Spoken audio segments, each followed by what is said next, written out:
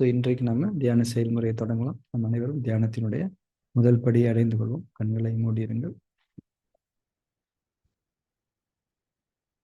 புற சூழலிலிருந்து அகச்சூழலுக்குள் நுழைந்திருக்கின்றோம். மிக முக்கியமான ஒரு நிகழ்வு இது. இந்த நிகழ்வை நான் விருப்பத்தோடு ஆர்வத்தோடு செய்கின்றேன் என்ற அந்த உணர்வு ரொம்ப முக்கியமானது. கண்களை மூடியிருத்தலின் மீது கவனம். உடலை அதிட்டானாவில் நிலைப்படுத்திக் கொள்ளுங்கள்.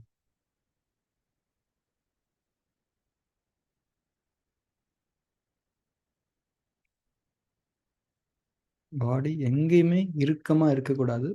முழுமையான தளர்வு இருக்க வேண்டும். அசைவற்ற தன்மை இருக்க வேண்டும். மூச்சின் மீது கவனம் இருக்கட்டும். இயல்பான மூச்சோட்டம், இயல்பான கவனம்.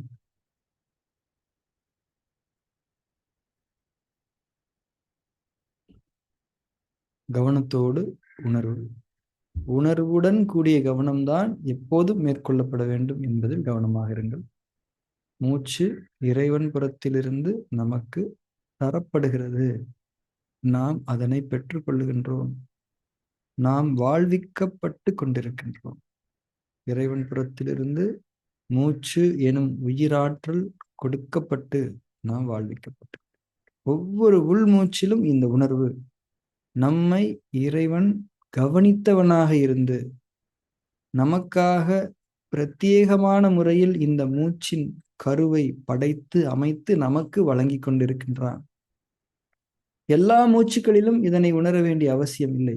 ஆனால் ஒரு தியான நிலையின் போது சில மூச்சுக்களில் இந்த உணர்வை கொள்வது என்பது மூச்சோட்டத்தை, மூச்சு நமக்குள் நிரப்பக்கூடிய அந்த உயிர் ஆற்றலை பூரணப்படுத்தி தரும். இந்த உணர்வு முக்கியமானது. ஒவ்வொரு உள் மூச்சின் போதும் அந்த உணர்வை மேற்கொள்ளும்.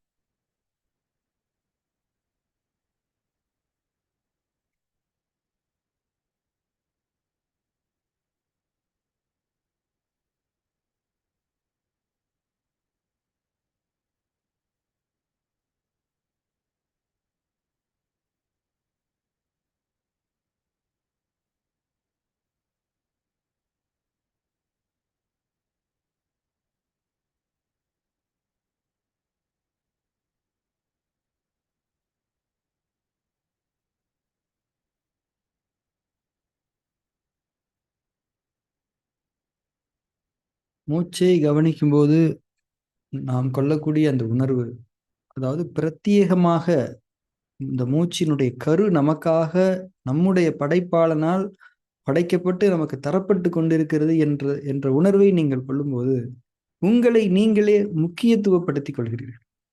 இந்த பிரபஞ்சத்தின் மிக முக்கியமான படைப்பு நீங்கள். உங்களை நீங்கள் உயர்வாக எண்ணிக்கொள்ளுங்கள். ஏனென்றால் இறைவன் உங்களை மிக அழகிய படைப்பில் அமைத்து வாழ்வித்துக் கொண்டிருக்கிறார். நீங்கள் முக்கியமானவர். நீங்கள் உங்களை தாழ்வாக எப்போதும் நினைத்துக் கொள்ளாதீர்கள். அதே நேரத்தில் மற்றவர்களையும் நீங்கள் தாழ்வாக நினைக்காதீர்கள். அனைவருக்கும் இறைவன் பிரத்யேகமான முறையில் வாழ்வாதாரங்களை படைத்து அழித்து கொண்டிருக்கின்றான். அவர்கள் மீது இறைவன் தனி கவனம் செலுத்தி கொண்டிருக்கின்றான். இன்னொருவரை நாம் இழிவாக பேசும்போதோ இழிவாக நினைக்கும் போதோ அதை இறைவன் அறியாமல் இல்லை. ஒவ்வொருவரும் முக்கியம் என்ற அந்த உணர்வு நீங்கள் இந்த மூச்சை உணர்வோடு உள்ளெடுத்துக் கொள்ளும் போது இருக்க வேண்டும். ஒவ்வொரு படைப்பும் இறைவனுக்கு முக்கியம். பெருமையிலிருந்து நாம் விடுபட்டுக் கொள்வதற்கு இது அடிப்படையான தன்மையாக அமையும். ஒவ்வொரு உள்மூச்சின் போதும் இந்த மூச்சு எனக்காக தனி கவனம் கொடுக்கப்பட்டு இந்த அகிலங்களை எல்லாம் படைத்த அந்த படைப்பாளன் புறத்திலிருந்து கொடுக்கப்பட்டு கொண்டிருக்கு. நேசம் மிகுந்த தன்மையில் இறைவன் நமக்கு இந்த மூச்சு காற்று எனும் உயிரை அளித்துக் கொண்டிருக்கு. இறைவனுக்கு நாம் முக்கியமானவர்கள். ஒவ்வொருவரும் முக்கியம். எனவே நீங்கள் உங்களை ஒருபோதும் தாழ்வாக நினைத்துக் கொள்ள வேண்டாம். மூச்சின் மீது கவனமும் உணர்வும் கொண்டு தியானத்தில் தொடர்ந்திருங்கள். இறை உணர் சுவாசம்.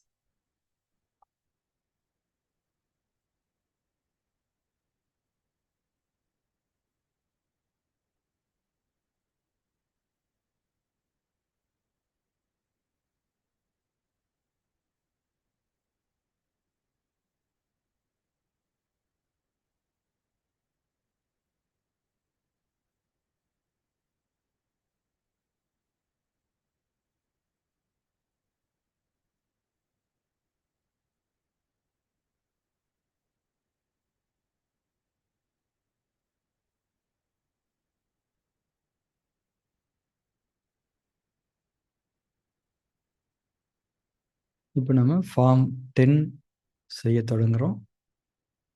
என்னுடைய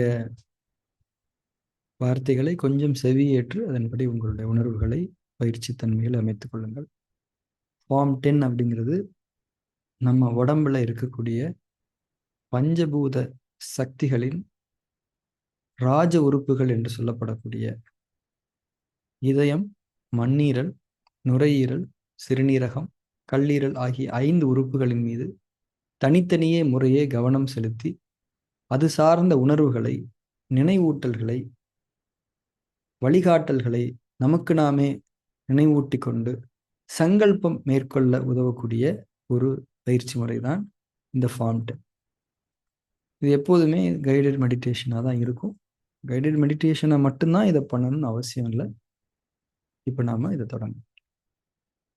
நாம் நம்முடைய இதயம் என்ற உறுப்பின் இருப்பிடத்தின் மீது நம்முடைய கவனத்தை வைப்போம். மார்பு கூட்டின் மையத்தில் இதயம் என்ற உறுப்பு அமைந்திருக்கிறது. அதன் மீது உங்களுடைய கவனம் இருக்கு. கையடக்க அளவே உள்ள ஒரு மாம்பழத்தை ஒத்த தன்மையில் நம்முடைய இதயம் நம்முடைய மார்பு கூட்டின் மையத்தில் அமைந்திருக்கிறது. சுருங்கி விரிந்து சுருங்கி விரிந்து சுருங்கி விரிந்து அது இயக்கம் செய்து கொண்டிருக்கிறது. உயிர் அந்த உறுப்போடு தொடர்பு கொண்டு அந்த உறுப்பை இப்போது இயக்கி கொண்டிருக்கிறது. உயிராற்றல் நம்முடைய மனதின் உணர்வுகளை, எண்ணங்களை கடந்து உணர்வுகளுக்கும் எண்ணங்களுக்கும் தகுந்தாற்போல நம்முடைய இதயத்தை வந்து அடைகிறது. அந்த உயிராற்றலை கொண்டு இதயம் என்பது இயக்கம் பெற்றுக் கொண்டிருக்கிறது. இதயத்தின் மீது இந்த உணர்வோடு உங்களுடைய கவனம் நிலை பெற்று இருக்கட்டும்.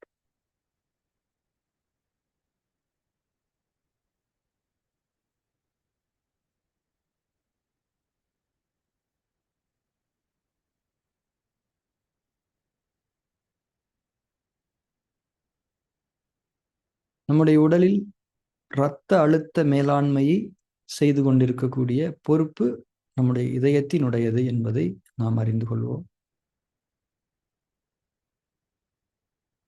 நம்முடைய மனதில் பெருமையும் பொறாமையும் எழும்போதெல்லாம் இந்த இதயத்திற்கான உயிரோட்டம் என்பது குறைவுபடுகிறது. இதயத்துக்கான உயிரோட்டம் குறைவுபடும் போது இரத்த அழுத்த மேலாண்மையில் இதயத்தினுடைய பணிகள் குறைவுபடுகின்றன.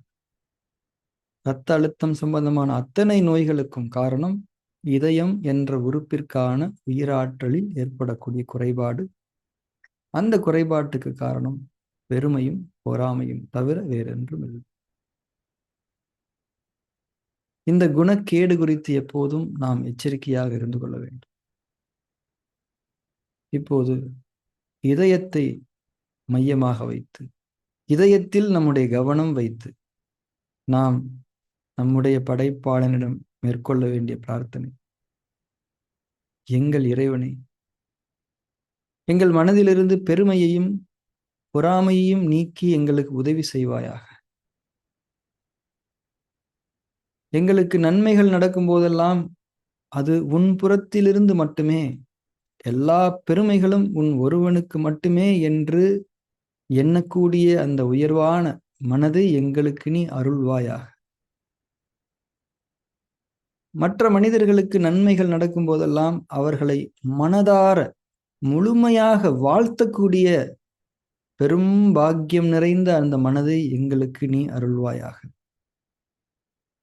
என்ற இந்த பிரார்த்தனையை இதயத்தை சாட்சியாக வைத்து இப்போது நாம் அனைவரும் மேற்கொள்ளும்.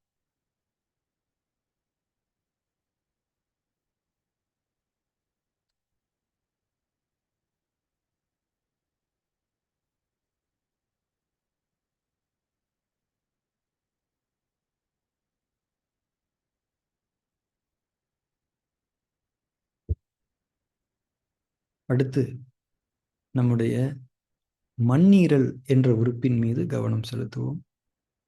நம்முடைய உடலின் இடது பக்கம் நம்முடைய மார்பு கூட்டுக்கு கீழே நம்முடைய கீழ் உதட்டை ஒத்த தன்மையில் அமைந்திருக்கக்கூடிய ஒரு உறுப்பு மண்ணீரல் ஆகும். ஸ்பிளீன் என்று சொல்வார்கள். அந்த உறுப்பின் இருப்பிடத்தின் மீது கவனம் வையுங்கள்.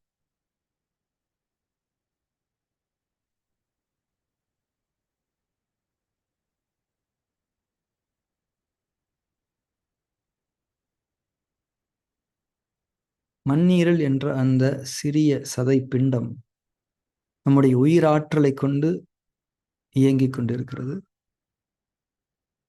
நம்முடைய ஜீரணம் சார்ந்த அத்தனை பணிகளையும் தலைமையேற்று செய்து கொண்டிருக்கிறது அந்த மண்ணீரல் என்ற உறுப்பு. மண்ணீரலுக்கான உயிராற்றல் நம்முடைய மனதின் உணர்வுகளை, எண்ணங்களை கடந்துதான் வருகிறது என்பதை நாம் உணர்ந்திருக்கின்றோம். கவலை என்ற குணக்கேடு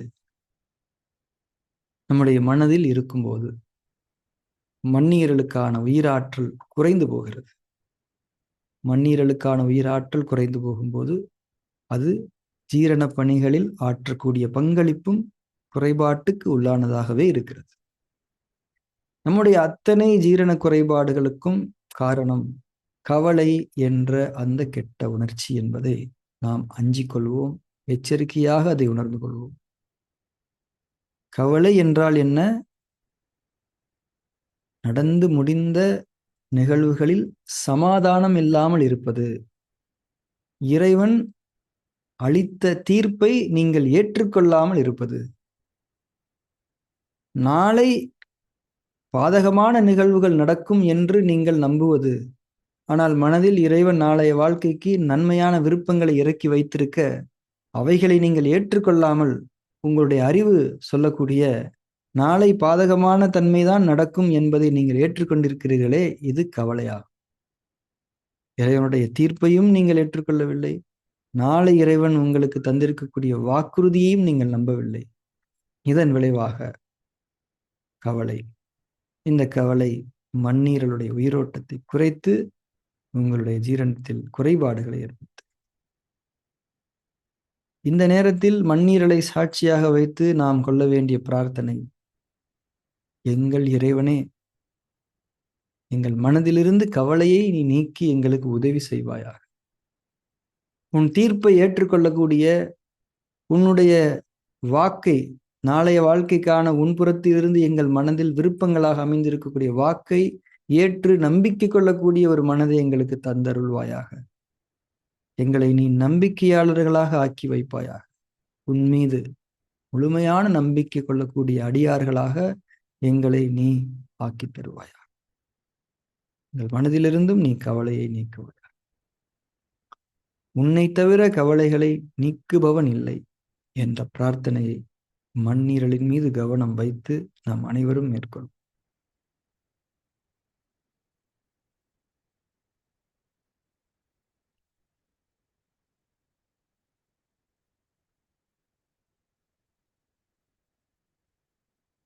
அடுத்து நம்முடைய நுரையீரல் என்ற உறுப்பின் மீது கவனம். நம்முடைய மார்பு கூட்டில் ஒரு பட்டாம்பூச்சி சிறகை விரித்தாற் போல அமைந்திருக்கக்கூடிய ஒரு பஞ்சு போன்ற அமைப்பு நுரையீரலாகும். அதன் மீது உங்களுடைய கவனத்தை பரப்புங்கள். அதன் மீது உங்கள் கவனத்தை நிலைப்படுத்தி வையுங்கள்.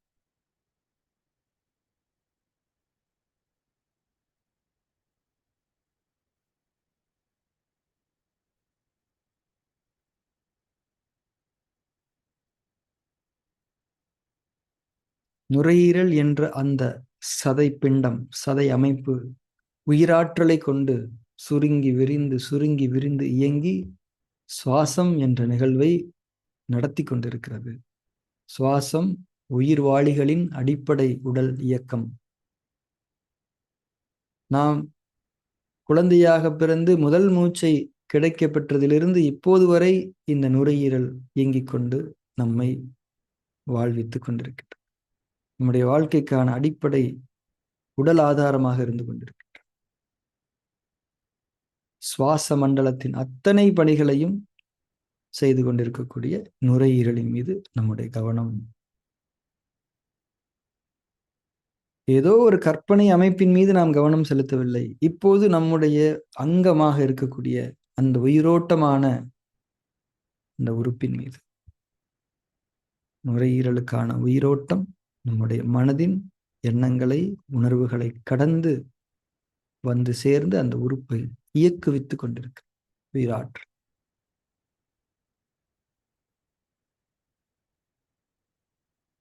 நம்முடைய மனதில் துக்கம் இருக்கும்போது கவலையின் நீட்சி துக்கமாகும்.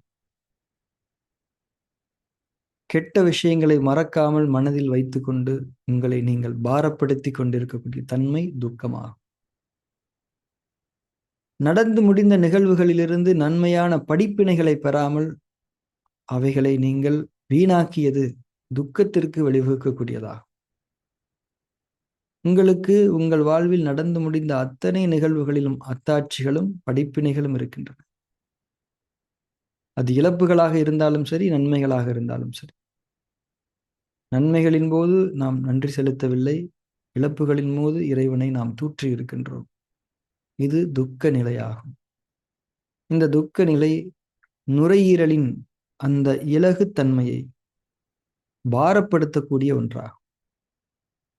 இது நுரையீரலுக்கான உயிராற்றலை குறைக்கக்கூடிய செயலாகும். துக்கம் மனதில் இருக்கும் போதெல்லாம் சுவாசம் முழுமையாக நடைபெறுவதில்லை. ஏக்கம் மனதில் இருக்கும் போதெல்லாம் நம்முடைய சுவாசம் லேசாக நடைபெறுவதில்லை.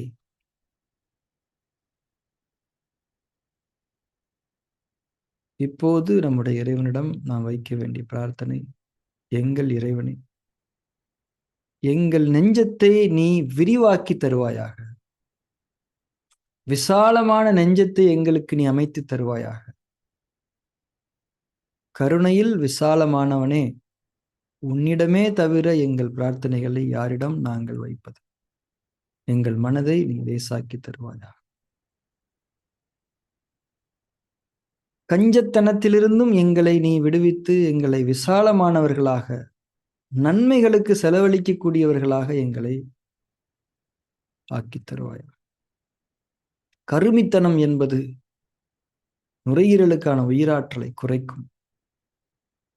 நாளைய வாழ்க்கைக்கு இறைவன் உங்களுக்கு அபரிமிதமான நன்மைகளை வாக்களித்திருக்க, இன்றைக்கு நமக்கு இருக்கும் பொருள்களை சேமித்து வைத்துக்கொண்டு நாளைய வாழ்க்கைக்கு இந்த பொருள்களே எனக்கு போதுமானவை என்று நாம் தவறான தன்மையில் எண்ணிக்கொண்டிருக்கின்றோமே, இது நுரையீரலுக்கான உயிராற்றலை குறைத்து கொண்டிருக்கிறது.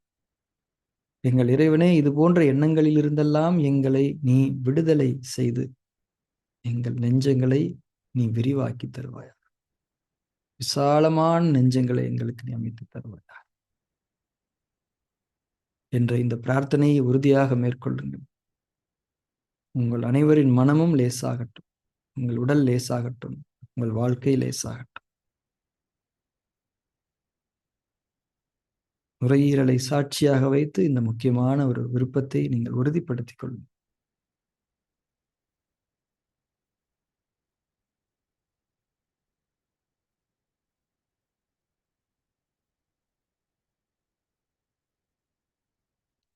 அடுத்து உங்களுடைய சிறுநீரகங்களின் மீது கவனம் வைத்திருங்கள்.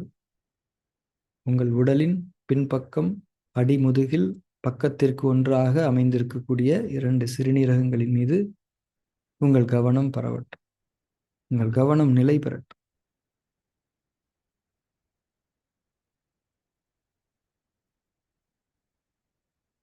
அந்த சிறுநீரகங்களுக்கான உயிரோட்டம், உயிராற்றல் நம்முடைய மனதின் உணர்வுகளை, எண்ணங்களையும் கடந்து வந்து சேர்ந்து கொண்டிருக்கிறது. நம்முடைய இரத்தத்தை சுத்தப்படுத்தக்கூடிய அத்தியாவசிய வேலையை நம்முடைய உடலில் செய்து கொண்டிருக்கக்கூடிய உறுப்பு சிறுநீரகங்களாகும். இன்னும் சிறுநீரகங்களின் ஆற்றல் நம்முடைய தலைமுடி, கண் கருவிழி, செவிப்புலன், நம்முடைய தொண்டை பகுதி, நம்முடைய எலும்பு மூட்டுக்களின் பசைத்தன்மை, நம்முடைய இனப்பெருக்க மண்டலத்தினுடைய ஆரோக்கியம், நம்முடைய கால்களின் உறுதித்தன்மை, இன்னும் நம்முடைய உடலின் நீர் சக்தியினுடைய பல்வேறு வேலைகளை எல்லாம் செய்து கொண்டிருக்கக்கூடிய அற்புதமான உறுப்பாக சிறுநீரகங்கள் இருக்கின்றன. சிறுநீரகங்களின் பணிகளின் முக்கியத்துவத்தை நீங்கள் உணர்ந்து அந்த உறுப்பின் மீது கவனம் செலுத்துங்கள்.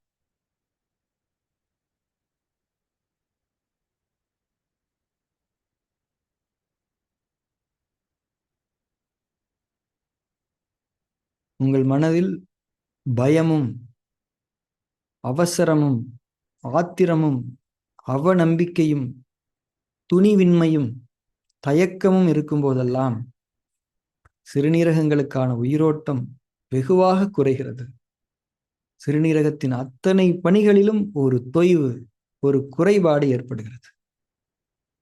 பயம், ஆத்திரம், அவநம்பிக்கை, துணிவின்மை, தயக்கம், நன்மைகளை செய்ய தயக்கம், தள்ளி போடுதல், நன்மைகளை செய்வதற்கு காலத்தை தள்ளி போடுதல், இது போன்ற குணங்கள் அனைத்தும் சிறுநீரகங்களுக்கான உயிராற்றலை குறைக்கக்கூடியவைகளாகும்.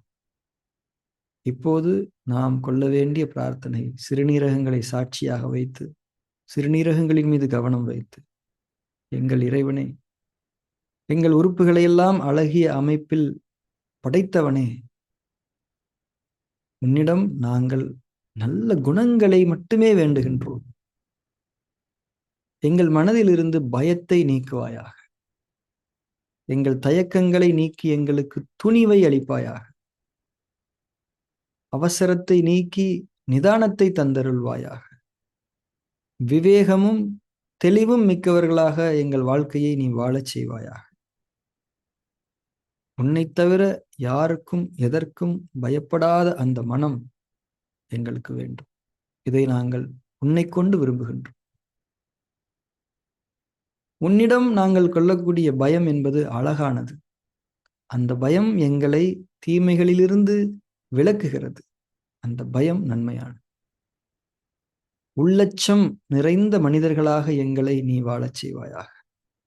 உள்ளச்சத்தை தவிர வேறு எந்த அச்சமும் எங்கள் மனதை தீண்டாத தன்மையில் எங்கள் மனதை நீ உறுதிப்படுத்தி தருவாயாக என்ற இந்த பிரார்த்தனை சிறுநீரகங்களை சாட்சியாக வைத்து நம்முடைய உள்ளங்களில் உணர்வுகளாக வெளிப்பட வேண்டும்.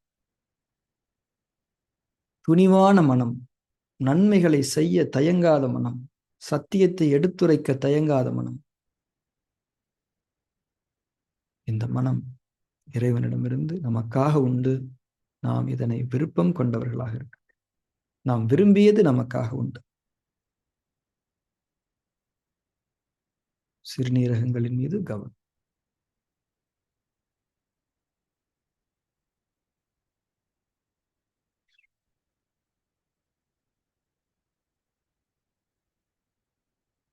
அடுத்து நம்முடைய கல்லீரல் என்ற உறுப்பின் மீது கவனம். நம்முடைய உடலின் வலது பக்கம் மார்பு கூட்டுக்கு கீழே அமைந்திருக்கக்கூடிய மிகப்பெரிய உள்ளுறுப்பாக கல்லீரல் இருக்கின்றது. இந்த கல்லீரலின் இருப்பிடத்தின் மீது கவனம் வையுங்கள்.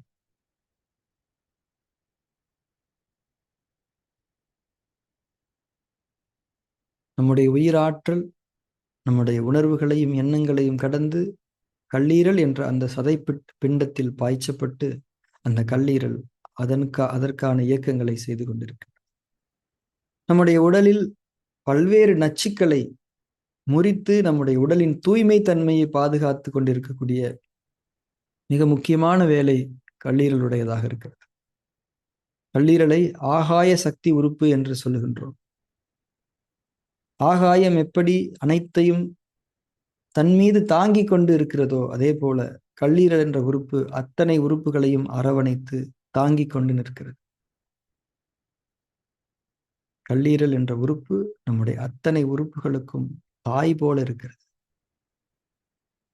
தன்னுடைய தேவைகளையும் சுருக்கி கொண்டு மற்ற உறுப்புகளுக்கு கல்லீரல் அதன் புறத்திலிருந்து ஆற்றலை வழங்கி உதவி கொண்டிருக்கிறது. உணவுகள் மூலமாகவும், நீரின் மூலமாகவும், காற்றின் மூலமாகவும், இன்னும் பல்வேறு வழிகளிலும் நம் உள்ளே புகக்கூடிய நச்சுக்களை எல்லாம் முறித்து அழித்து வெளியேற்றி நம்முடைய உடலின் தூய்மையை நிலைநாட்டி கொண்டிருக்கக்கூடிய முக்கியமான பணி நம்முடைய கல்லீரலுடையது.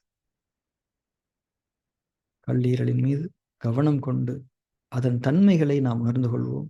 அது குறித்த விழிப்புணர்வு நமக்கு இருக்கட்டும்.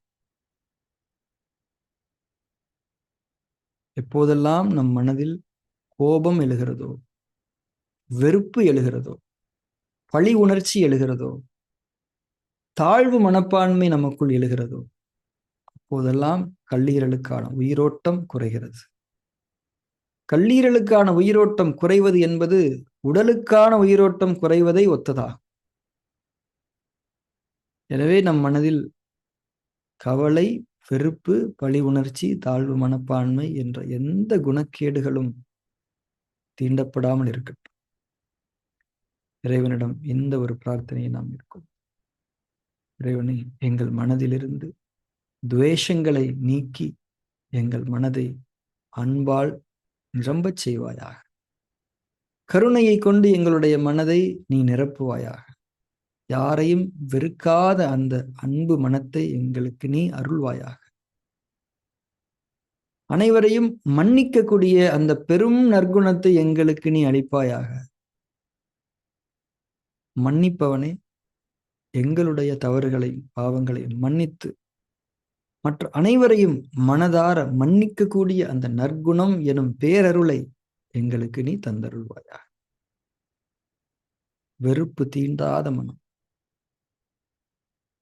அழகான மனம், அந்த மனதின்பால் நாங்கள் விருப்பம் கொள்ளுகிறோம். கல்லீரலை சாட்சியாக வைத்து அன்பும் கருணையும் நிறைந்த அந்த மனதை நீங்கள் அவனிடம் வேண்டும். அவனிடமே தவிர வேறு யாரிடமும் இந்த விருப்பங்களை நிறைவேற்றுவதற்கான ஆற்றல் இல்லை.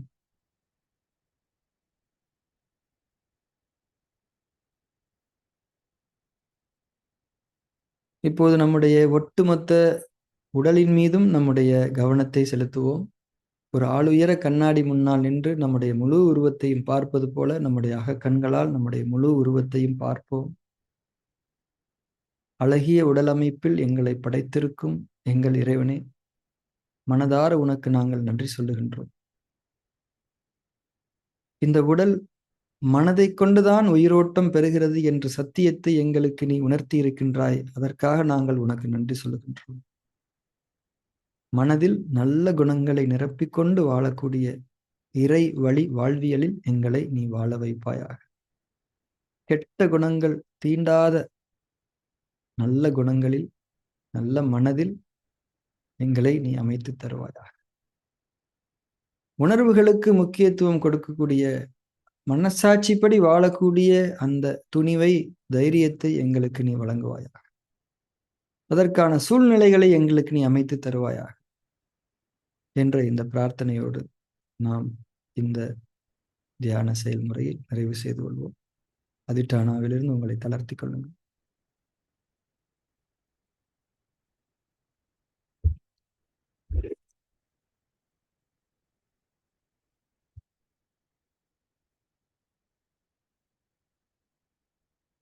நம் தியானத்தை நிறைவு செய்து கொள்வோம். கண்களை திறந்து கொள்வோம்.